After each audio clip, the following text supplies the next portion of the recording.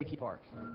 As you all know, this park, which is off of 187th and Southwest,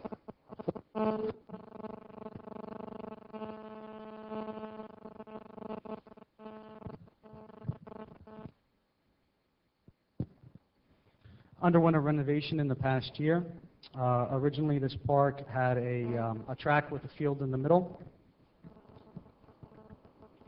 The CRA undertook a renovation that included 2 shelters and 2 play areas, as well as 11 fitness stations around the park, and it also included resurfacing and restriping of the track. And as you can see, this has become a real fixture in the community. Everybody in the city can use it. It's become a real fixture for the citizens in the Southwest. I do want to point out that you've also allocated funds from CDBG to put bathrooms in this park, so this is really becoming a fully functional park with a lot of members of the community taking advantage of it.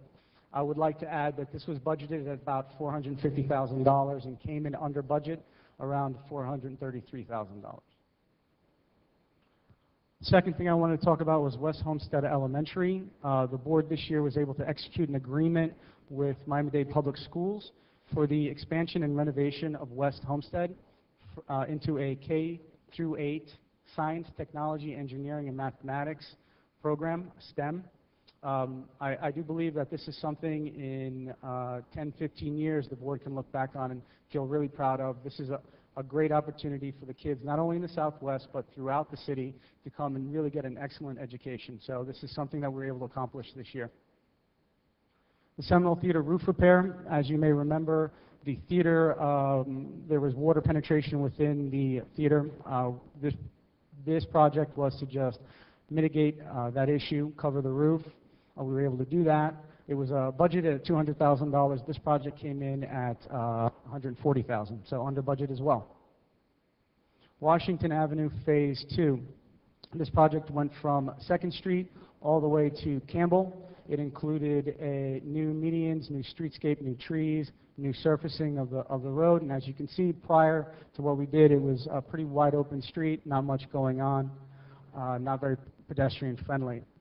If you look now, the profile of this street has been completely changed. The businesses are extremely happy. We added additional parking. It's been reactivated. So I think this is something, again, we're very proud of. It's really changed the look of the downtown. Southwest 4th Street and roadway improvements. You're looking from 6th Avenue heading towards 187th Redland Road. As you can see, you have different types of trees, no curbing, that sort of thing. This is the way the street looked as of this morning. You have new curbing, new landscaping, wonderful profile of trees all the way down the block. This is something that we're really proud of. We think it's really changed the profile of the area of town. If you look here, this is one of the paver sections on 187th and Southwest 4th Street. These are one of the larger ones that you can go look. If you look back at this, this has actually changed from this morning. They've put the temporary striping down, so it even looks more complete. So this is one of our signature projects. Grant programs. This year, we've been able to administer 41 grants.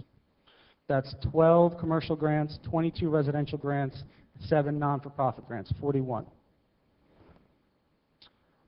That means about $242,000 in commercial grants, $165,000 in residential grants, $150,000 in non-for-profit grants, for a total of $557,000 in grants distributed this year, so far in the fiscal year.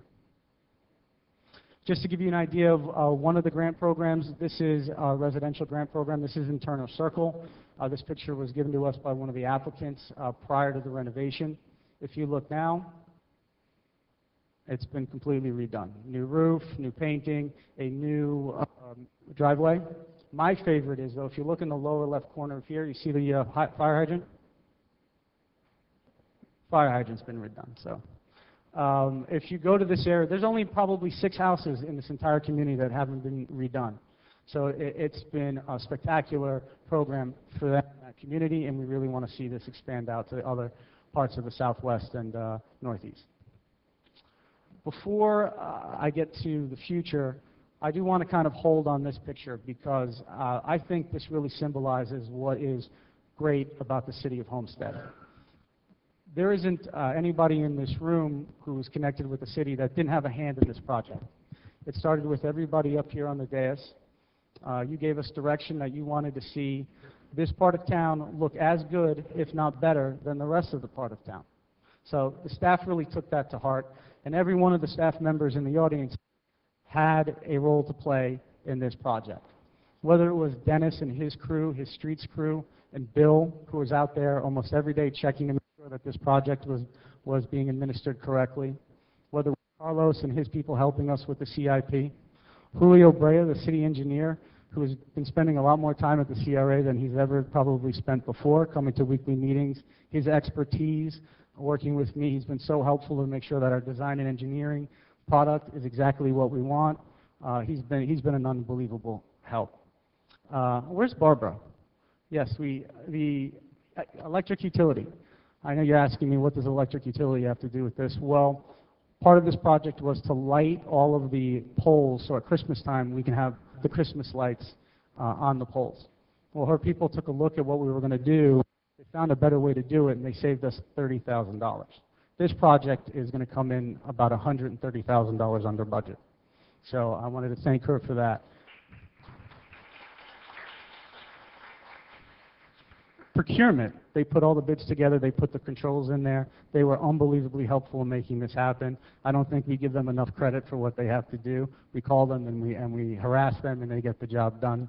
It's something special, and I want to make sure that I don't miss any of the departments here because literally everybody had a hand. Development services. Joe and his people, his inspectors, anytime we needed advice, anytime we needed them out there, they were out there. And this goes for all of our projects.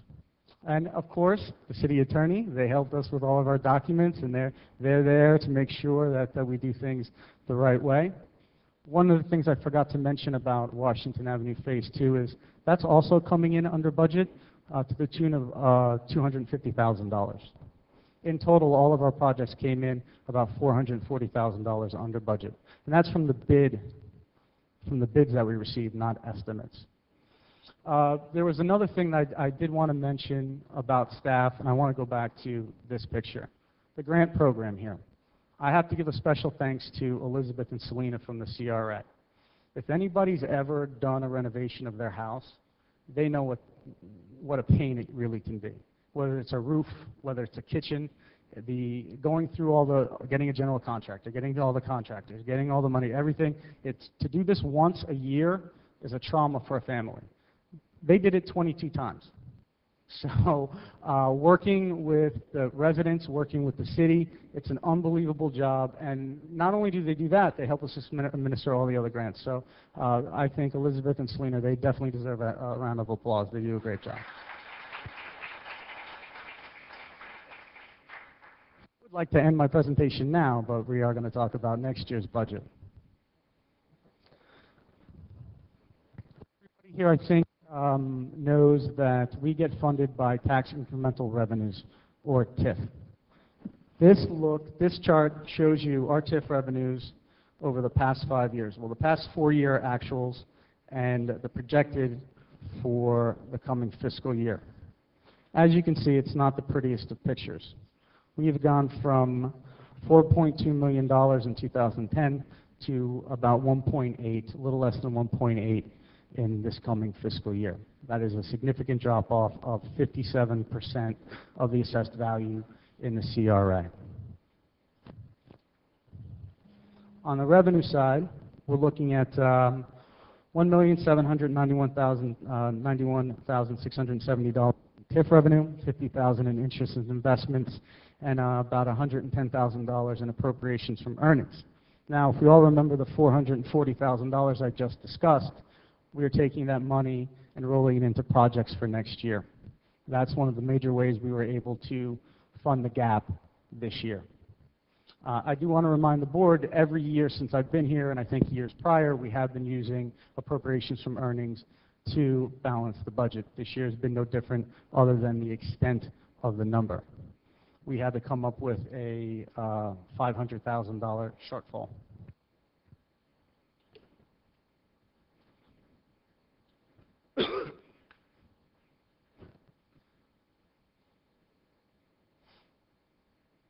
The next slide shows how we spend our money. We have expenses of $2,652,048. Of that, about a little over 1.3 is in programming. And by programming, I mean our community policing and code enforcement, our beautification program, and our grant program. Close to 400,000 of that is hero debt. We have employee costs, about 385,000. Administrative costs, which include our insurance, cost allocation to the city, utilities, all the things that we use to run the CRA, and other, which are professional services and that sort of thing. We use those when we do studies and or management agreements or things like that. Next slide shows our residential enhancement program. We propose funding $180,000 to fund 5 programs: $50,000 for emergency home repair, $50,000 for facade, $25,000 for landscaping, $30,000 for down payment assistance, and $25,000 for multifamily residential. The commercial enhancement program, $250,000. That's commercial facade. This is one pool of money. But we can fund 4 different programs: commercial facade improvement, commercial build-out, development assistance program, business startup grant program.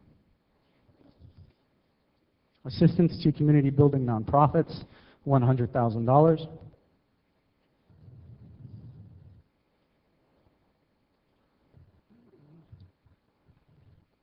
This comes to a total of $530,000 in grant fundings. I'll refer you back to one of the slides earlier, which said we've allocated in this fiscal year so far close to $560,000.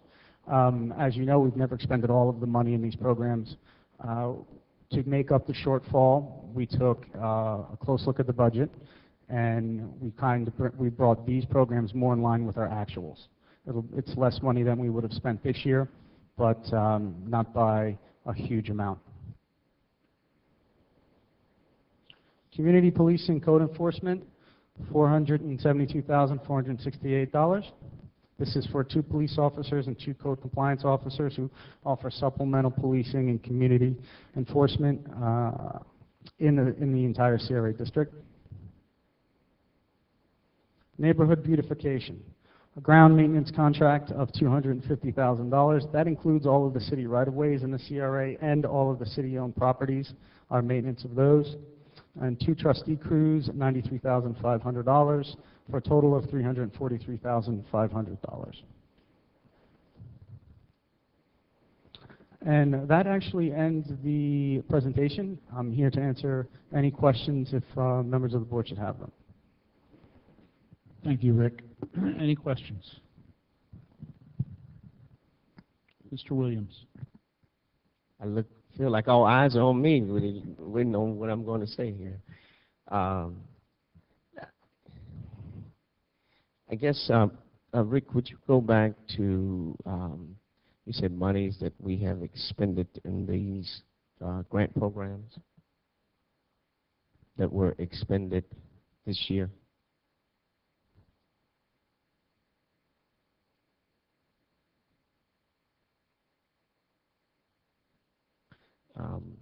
So those are the amounts of money that have been spent towards. Approved by the board. There are still grantees that we are working with to finish up, but that money's encumbered so far this fiscal year. Some of the projects might run into the next fiscal year, but it doesn't impact the current budget. Okay, and that, how much of that, you say you try to deal with it as close as possible, and you're saying that what you're proposing in your budget now is how much for I think you have a lot of stuff grouped in there. So you group the emergency repair with the residential. All of that is Yes. grouped into one. In your commercial aspect of it, you're saying we spent out 242,000 so far. How many applicants? That was 12, right? 12. And how many is left in the process? I think we have currently 3 complete applications. 3 complete out of the 12? No. Those are 12 complete approved applications. We Right. still have 3 applications that we are working on that I would like to bring at the next council meeting so I can get them in this fiscal year. Okay. And then the residential grants, 22, how many of that was the emergency repair? Of the 22, I don't have the breakdown in front of me, but that includes all of the landscaping, facade, and emergency. Because the way we've done it is if you get either the emergency or the facade, we sign you up for the landscaping. The idea behind that is, yes, you need a new roof for safety reasons, but we also want to beautify the community, so we have them do the landscaping. Okay.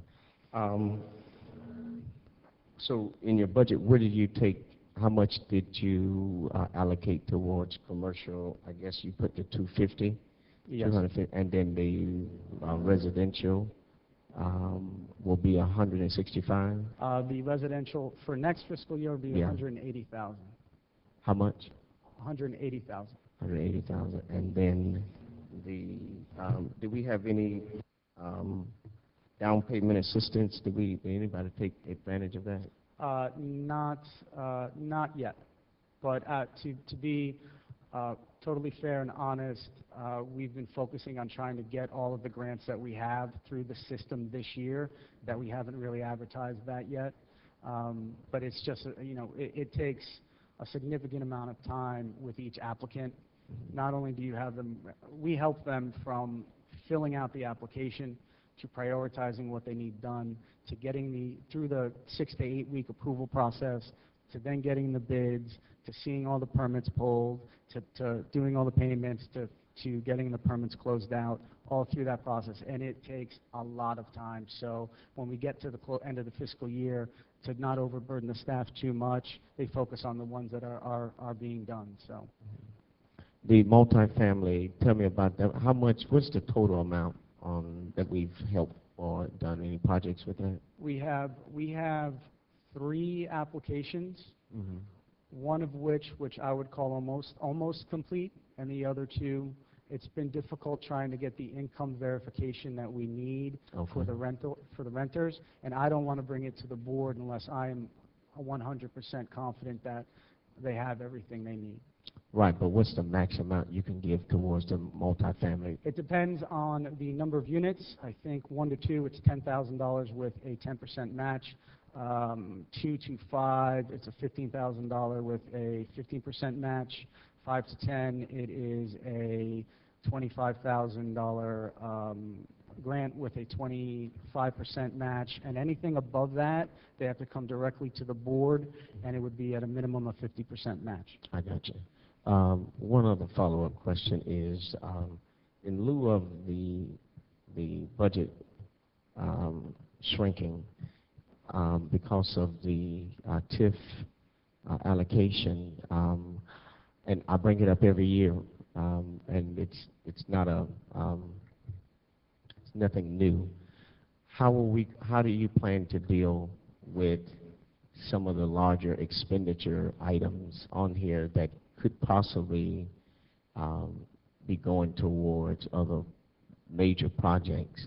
How do we, out of that 2.6, and I know you use 800 and some thousand to give a complete 2.6, so but the reality of it is, after that is expended, how much do you have left after you use most of your retained earnings? Well, it's a little, and I know we discussed this, but it was a pretty quick conversation. Of the cash balance remaining, there are 2 projects that you've allocated money for that haven't been bidded out or executed. And that includes sidewalks from 2012, and the Flagler lot, the bids for Flagler lot came well over what we have. So I would say there's about $700,000. Of that 700,000, 500, a little bit more than 500 is allocated for those projects. And that, again, is another policy decision we can discuss if we find other things you want to use that money for in the following fiscal cycle. So I wouldn't really, the total cash amount's close to 700,000, a little bit over, but I don't want to say all of that is just free and clear, unobligated money. All right. So philosophically, with this budget, what are we looking? I mean, because I think we're falling off a cliff between now and next year. What is the anticipated plan of action that we're going to? Because obviously we can't continue to support some of the services in which we have on this agenda today.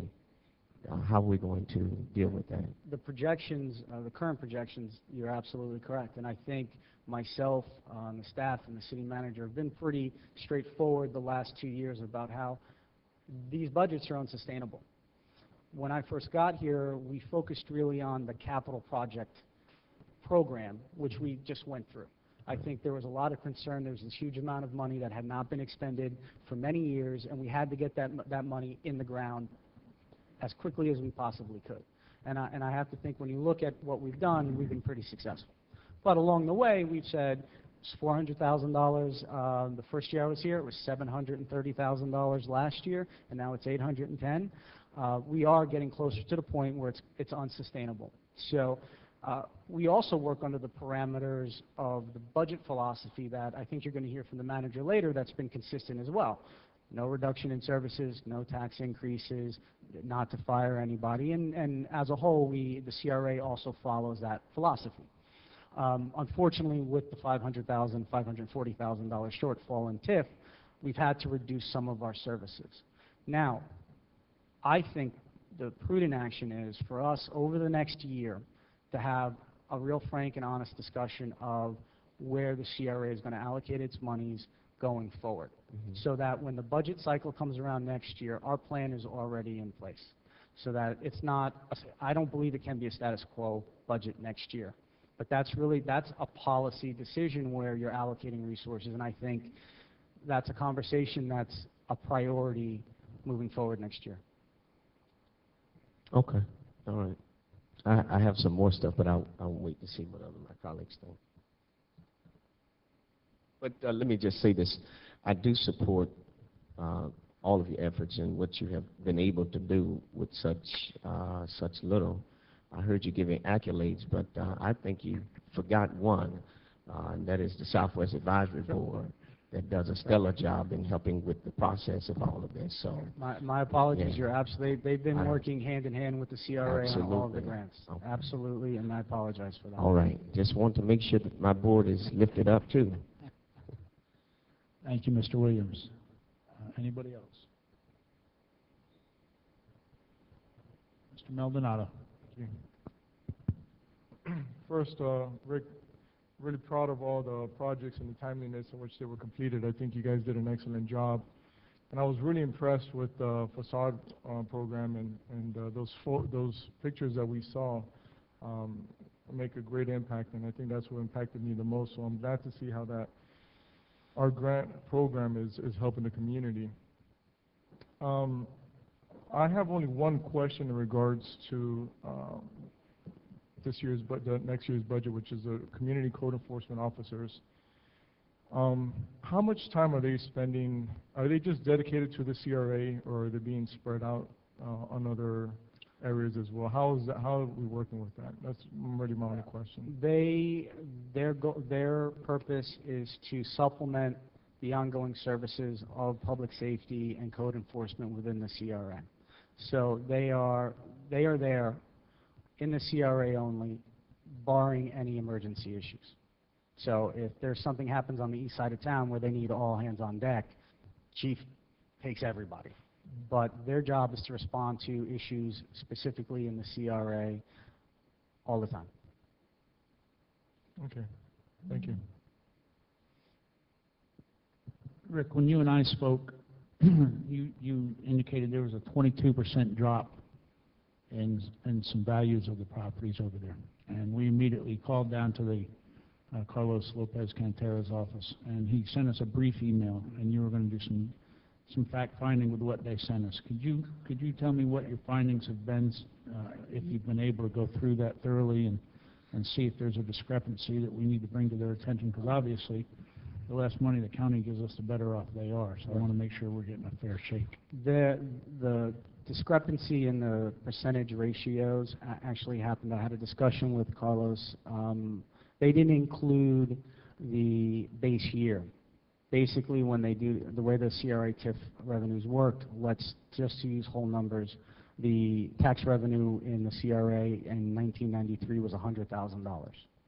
The next year, it goes to $110,000 because of whether you raise the millage rate or the assessed value went up. The CRA gets $9,000 of that. We get 90% of whatever increase. So they have to subtract out what that base year is. And when you look at it, that's why our percentages were a little bit higher than what they sent to us. Now, there's two reasons why it would go down. The assessed values went down, and we did the rollback rate on the millage rate. So that also impacted us as well. Hello. Okay. And also, we are following up on a couple of other ideas of why we think there was such a significant drop, especially when you look at the rest of the city and how they had some slight increases. And so I don't have anything definitive that I would like to talk about in public, but we are pursuing a couple other ideas or theories that we have. Okay. Thank you. Just a great job on what you guys are doing out there. I mean, looking down 4th Street from where it was a couple years ago to where it is today, nobody would ever know they're on the same road. So to you and your staff, great job. Please continue with the vision that the Southwest Board brings you with their help and their ideas for their community also. So I'm pleased to see what's happening out there. Thank you. Thank you. Anybody else?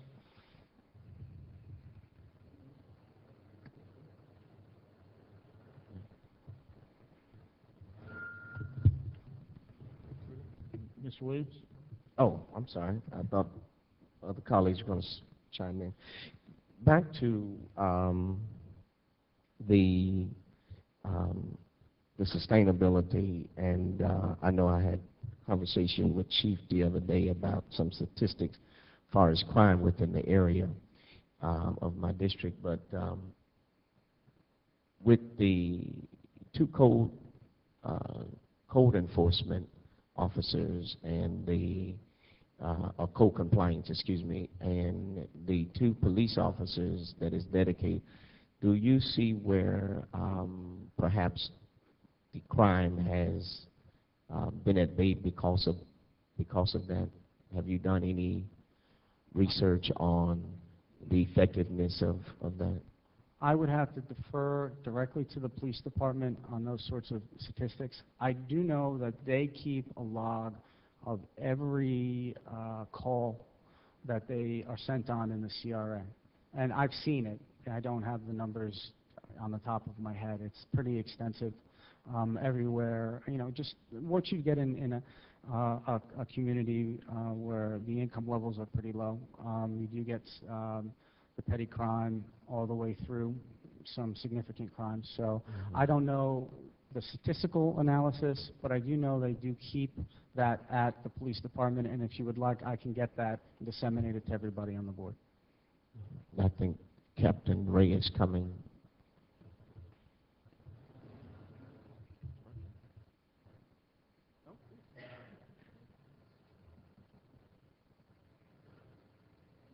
As far as the stats go for the CRA, I didn't come actually prepared to speak directly to the CRA, but if you like, we keep very specific statistics for the officers that are dedicated to the CRA, and I can provide those to you at any time. No, I was just trying to gather an understanding of the effectiveness of the officers and code compliance, because I know years ago that they were assigned to the CRA as a way of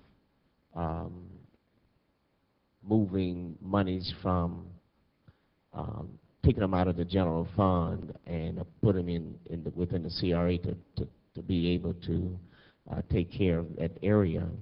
But my main issue now is that as we continue to decrease, are we sustainable? Are we able to be sustainable with that amount of money being appropriated?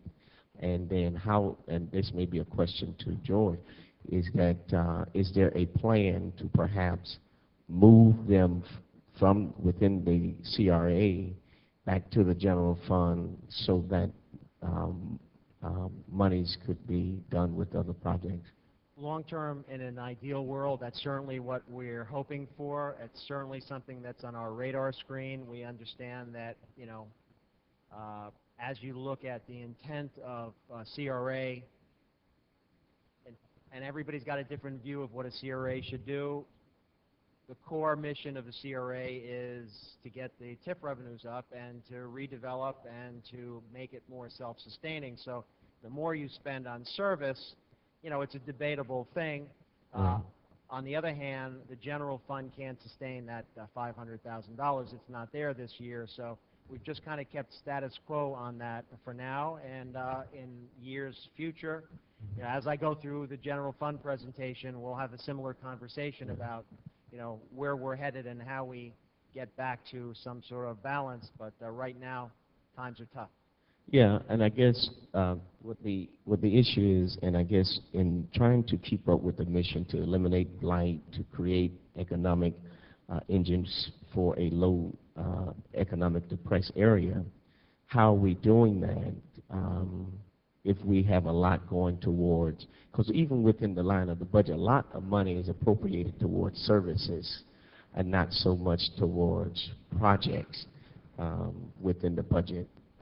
And it's, you know, it's almost about $1 million or so that goes towards services and not any allocation towards more so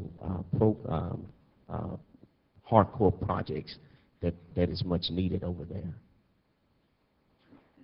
This is a philosophical discussion that goes on all over with CRAs, and when we talk about nonprofits and funding them and whether that contributes towards that, is that more service or is that, you know, economic development, is code enforcement and cleaning? And so I would say this, that at some point, you know, people need to figure out, is what you're doing working, and is it meeting your mission, and evaluating, are you happy with the result? We're hoping in the next month or so to have a discussion with you all about the findings from the consultant that you hired for the iconic attraction, and we think we have a really exciting concept for you to consider. And our hope is that as we talk about a real quick fix for economic development in the area, that is an opportunity to really draw in tourists and create a real strong retail corridor and some excitement for the area. Plus, we have to make some decisions on the City Hall and also on the police station. And so you have really some really big ideas ahead of you to think about. And my sense is it's going to be well beyond just the CRA and their budget.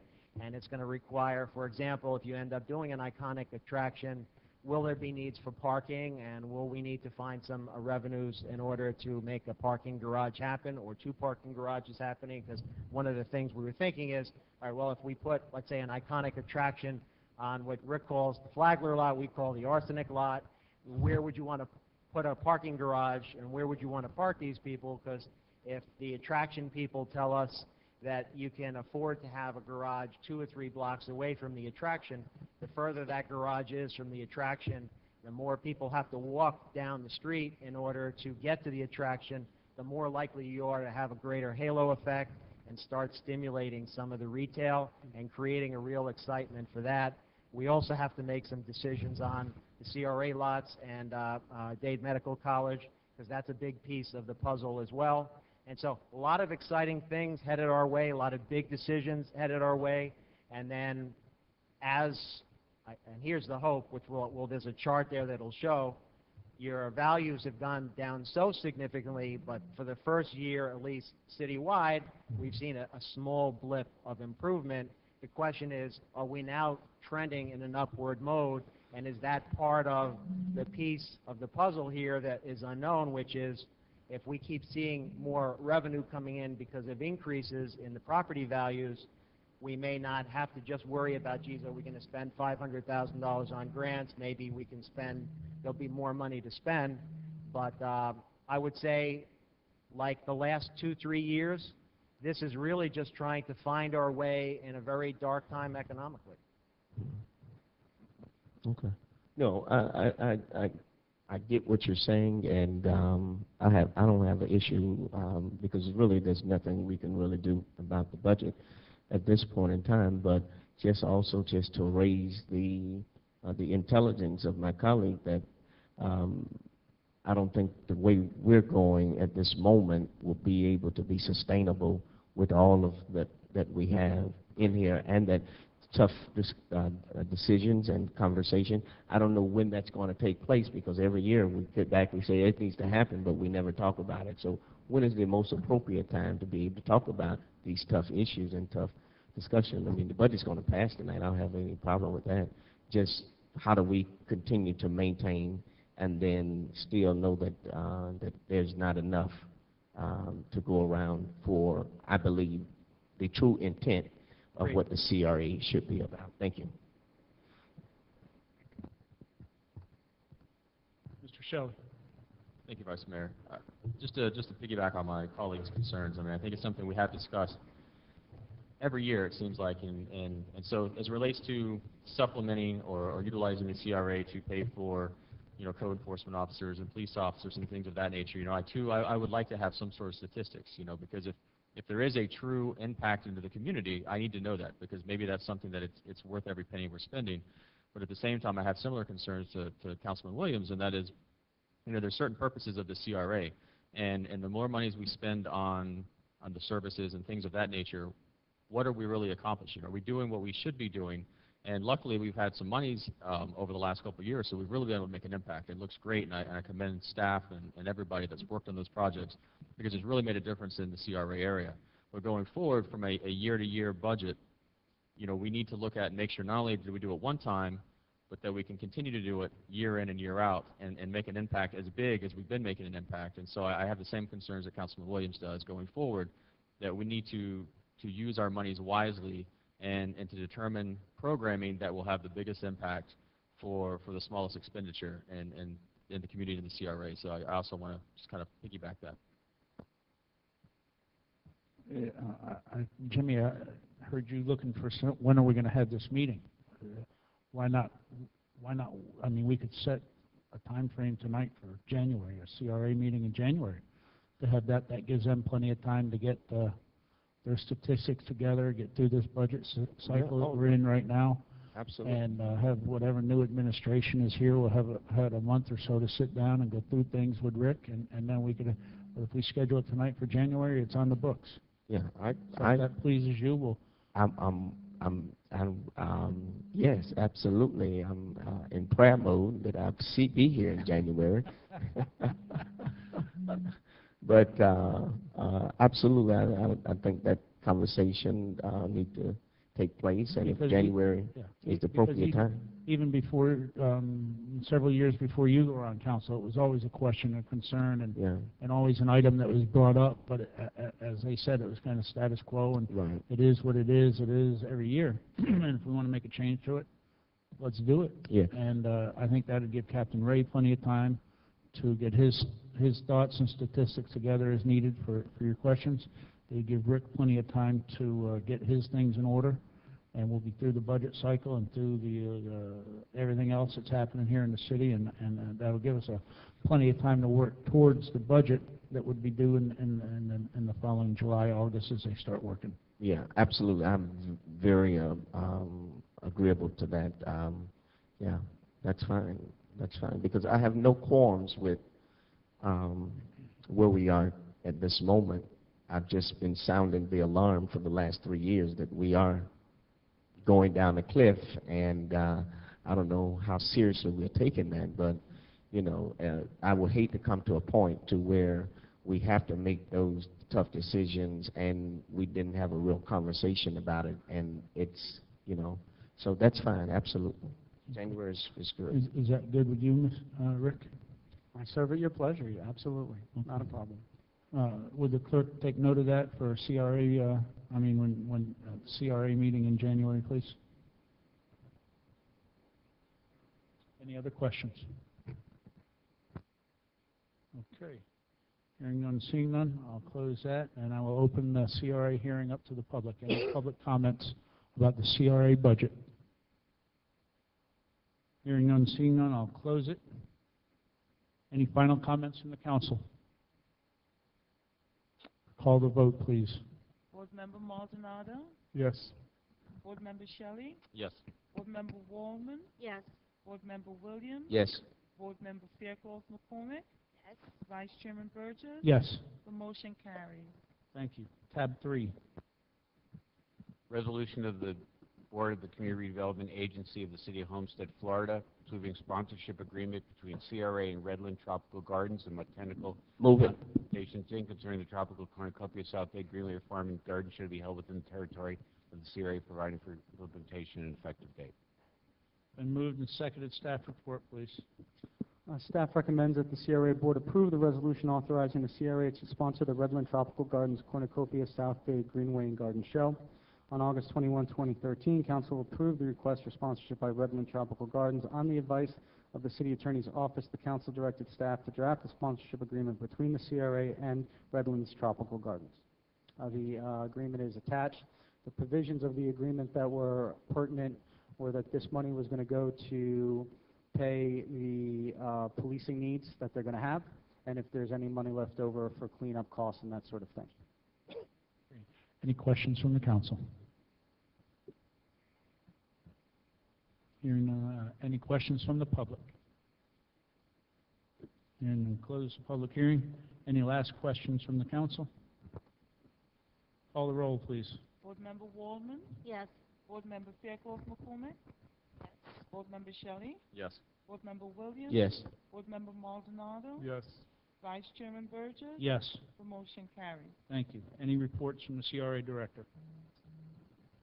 They've put the temporary striping down on Southwest 4th Street. We're very excited. It's a very good day today. Thank you. Any public comments?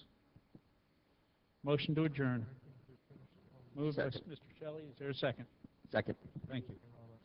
All right, we'll take about a 3-minute recess while we switch over. I got her here.